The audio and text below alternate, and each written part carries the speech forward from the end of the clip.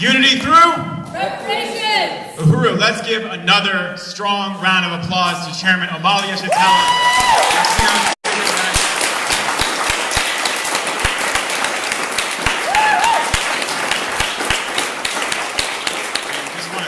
Chairman for I've said this in the last event, but that was officially the best presentation that the chairman has given on this tour. They've all been amazing, each one better than the last. And I just want to appreciate the chairman for taking us on a flight to Jupiter, as you said, and giving us the science to understand what's going on in the world and what to do to change it. And I also want to deeply appreciate my direct leadership in the African People's Solidarity Committee, Chairwoman Penny Hess, for that incredible statement as well.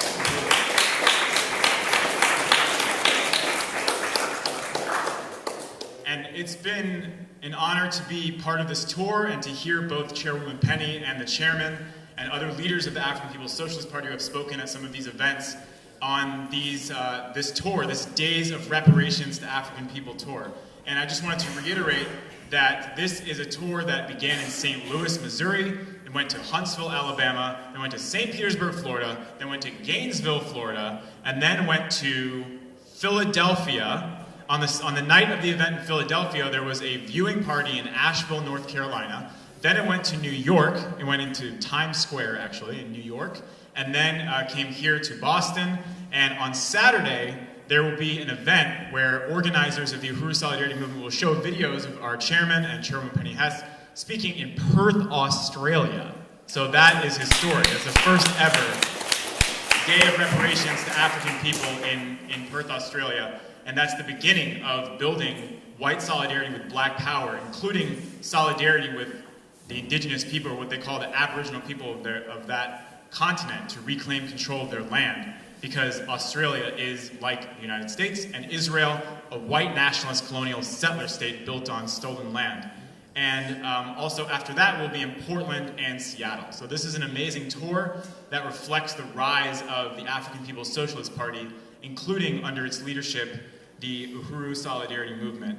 And I wanted to just again say that my name is Jesse Nevel, and I am a member of the African People's Solidarity Committee, and I have the honor of being the chair of our mass organization, the Uhuru Solidarity Movement. And we're going to show actually another brief video that talks about where the Black Power movement, this is kind of the before and after, because this event tonight is called a Day of Reparations, not just because we want to talk about reparations, we want to actually engage in the action of reparations to African people through raising resources, through raising money in this room tonight to go directly towards the Black Power blueprint, understanding that material solidarity with black power from the white community is a stance of reparations to African people. That's the definition of reparations to African people. So we want to raise resources tonight, and I'll be joined in a few minutes by Comrade Ali, who's going to talk about our goal. But before we go into all of that, so you saw earlier in this video, and I also wanted to stop and salute the amazing leadership as well of Deputy Chair Onezene Yeshatella, who is spearheading the Black Power Movement project. You saw Deputy Chair speaking earlier in that video, and you saw her standing in this rundown, abandoned, dilapidated building and talking about, we want to demolish these two condemned buildings to build this marketplace and this garden and all this stuff. Well, because of African people investing in their own economy, their own future, as well as reparations from the white community, and mainly because of the on-the-ground leadership of Deputy Chair carrying out this vision of the chairman and the party to build economic and political power in the hands of the black working class, there is a lot of progress to be seen since that first video that we showed you. And there's a lot more progress on the horizon. So we wanted to go ahead and show you how far things have come from the beginning of this project, which began less than a year ago. So we're going to go ahead and look at that, and then I'll say a few more things before being joined by Comrade Ali.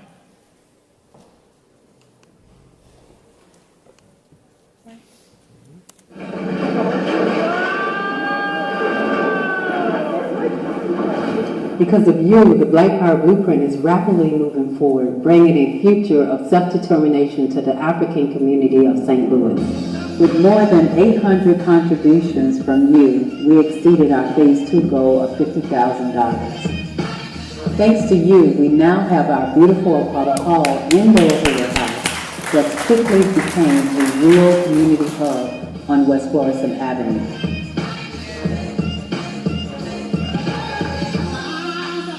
The Black Power Blueprint is the only thing that addresses the serious disparities in our community by bringing political and economic power into the hands of the African working class.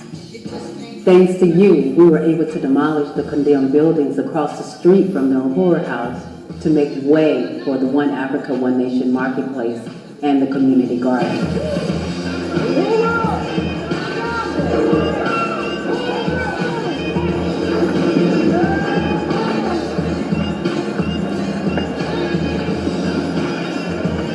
Thanks to you, we have installed a 50-foot flagpole that will fly the 25 feet red, black, and green flag as an inspiring symbol of a future of justice, prosperity, and liberation for African people here and around the world. We need your contributions to install the outdoor lighting and to pave and fence the lots, to complete the beautiful outdoor venue space and the community garden. Because of you and our amazing volunteers, we are in the process of rapidly renovating a fourplex apartment building to house our African Independent Workforce Program that will train African workers returning to our community from the colonial prison system. Your generous contribution enabled the Black Power Blueprint to be on track for our launch of Phase 3, the renovation of our Uhuru Jiko kitchen, bakery, and cafe beginning January 2019. Hundreds of you from the white community have united with this opportunity to contribute as a powerful stance of reparation to the Black community. We can see the beginnings of an entire community coming together for self-determination and power over our own lives. We really appreciate your continued support to make these economic institutions a reality for the people.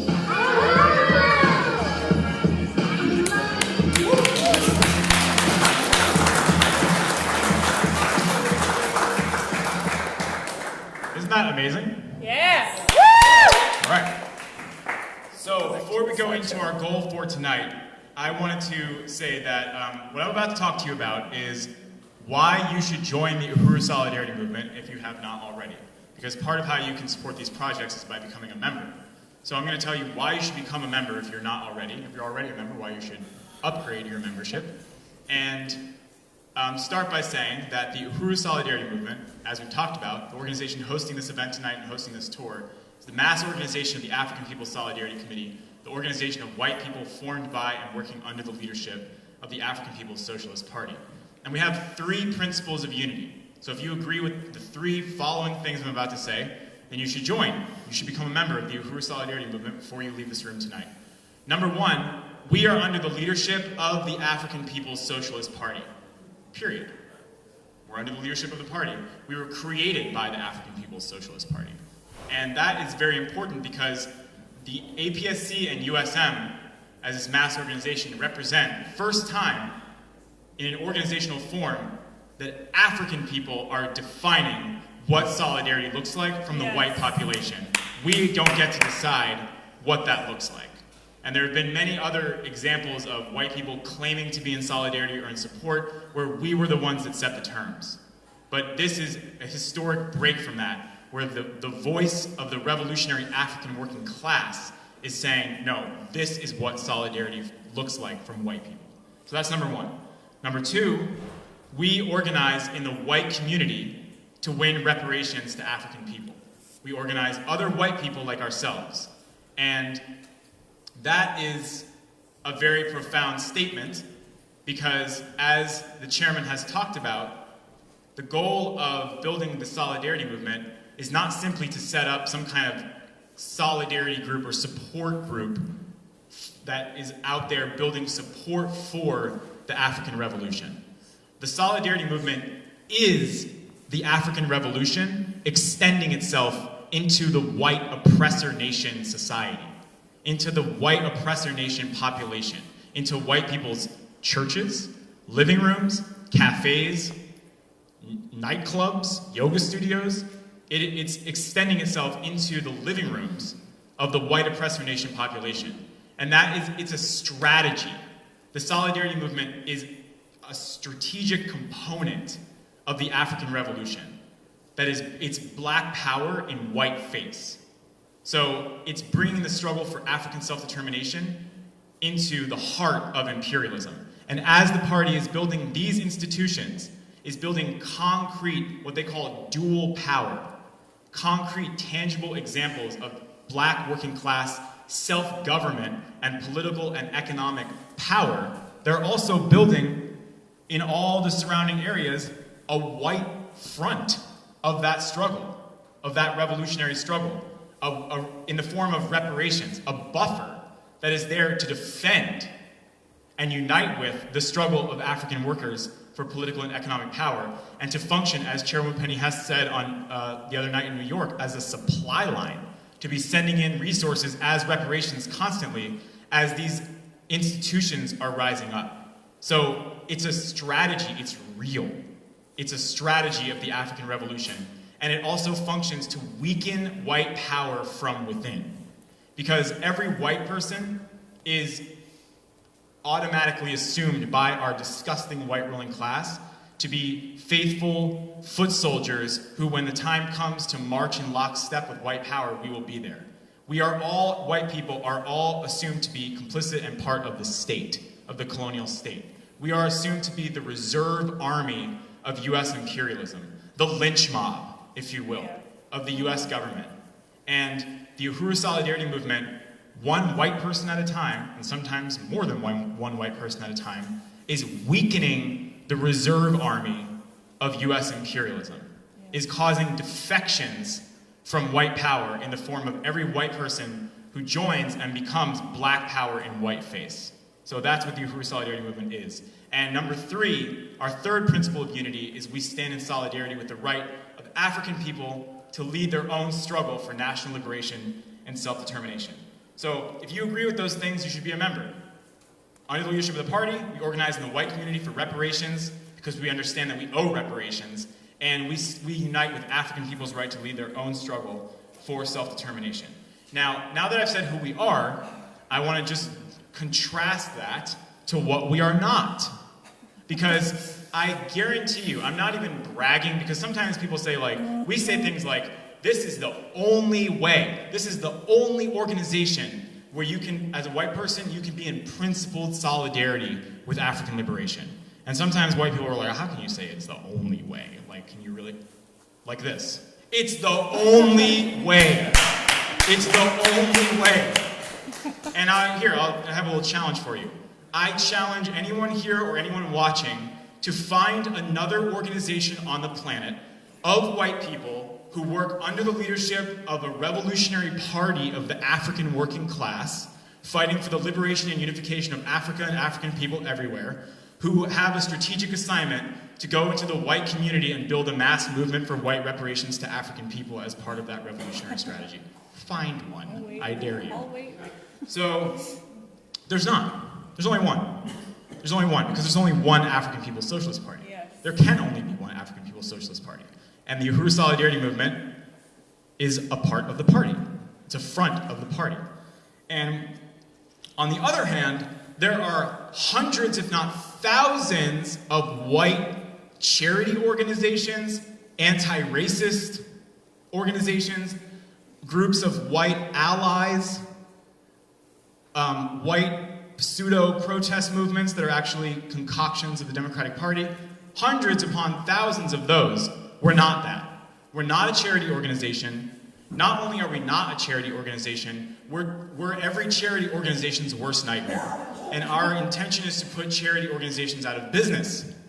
Because charity maintains the status quo. Charity keeps all the blood-soaked resources of Africa in the control and in the hands of white people and white power. And the only pain alleviated by our acts of charity is our own guilt about the fact that we live on the highest standard of living on the planet while the vast majority of the people are suffering. Nothing else changes when we send a penny a day to Rwanda, or at the most extreme level, go to Africa and kidnap children and call it adoption like Angelina Jolie. Nothing changes. The whole system remains the same. So this is not a charity organization. This is solidarity with African people reclaiming control of their resources. Because if African people had control of the wealth of Africa, white people would be the ones asking for charity. So it's not a charity organization. It's not anti-racist in the sense that we're not white people sitting around listening to Tim Wise lectures, trying to find ways to unlearn the bad ideas in our heads, like the chairman said. That's not what this is about. Because we can unlearn, I guess, every last possible racist thought, and we can become really good at, calling out grandma at Thanksgiving when she cracks racist jokes. And we feel really good about that. We're doing our part.